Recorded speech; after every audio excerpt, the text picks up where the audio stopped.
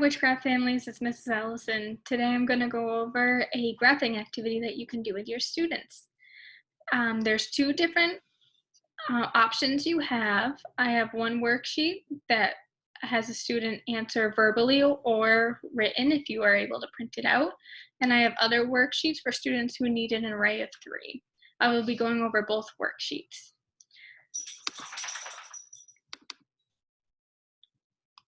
The first worksheet, like I said, is for students who are able to answer questions verbally. You will look at this graph and you will answer these questions. I'll do the first two as an example. What is the student's least favorite pet?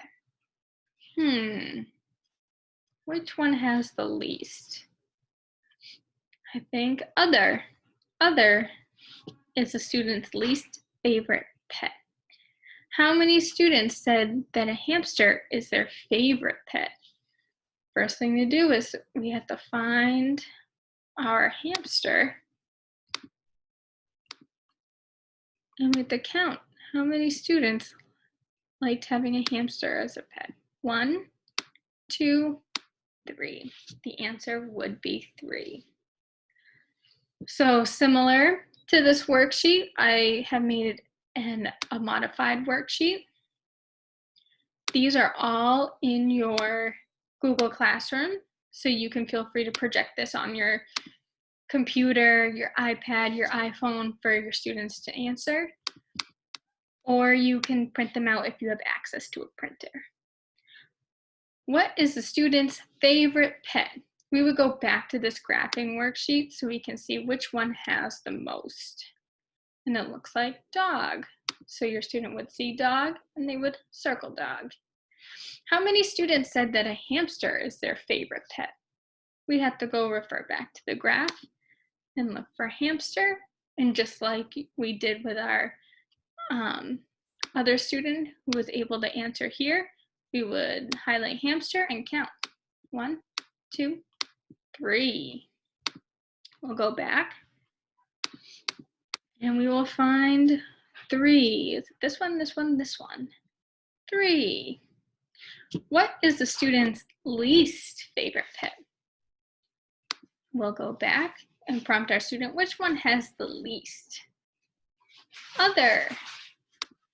Other is our student's least favorite pet. Or not least favorite pet, has the least amount of votes, I should say. How many students were surveyed altogether?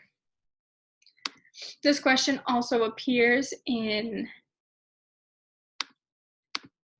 this worksheet. So there's a few different ways you can do it. If your student's able to do addition problems, you can take all these numbers and you can have them add them, or you can count on, which I know is something my students are working on. So we'll start with 7.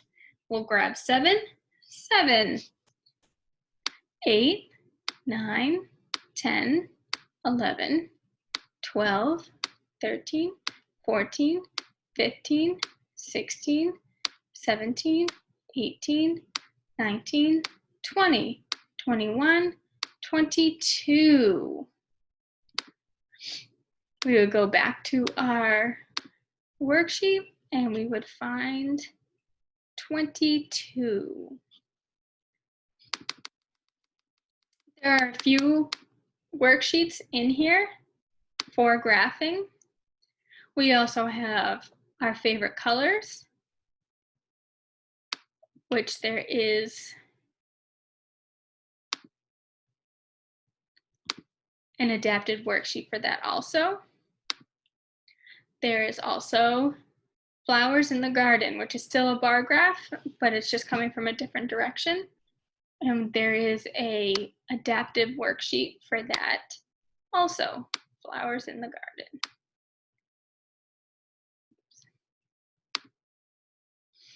On this graphing worksheet, there are also chances for you to do graphing with your student. This is something where they can practice labeling or counting, depending on the skills that they need. They might need some more prompting on one skill than the other. But You can practice your own graphs here, here, and here. Again, this is all in your Google Classroom, so you can feel free to print this out or do this right on your computer. And that is it for graphing. If you have any other questions, feel free to ask your teacher.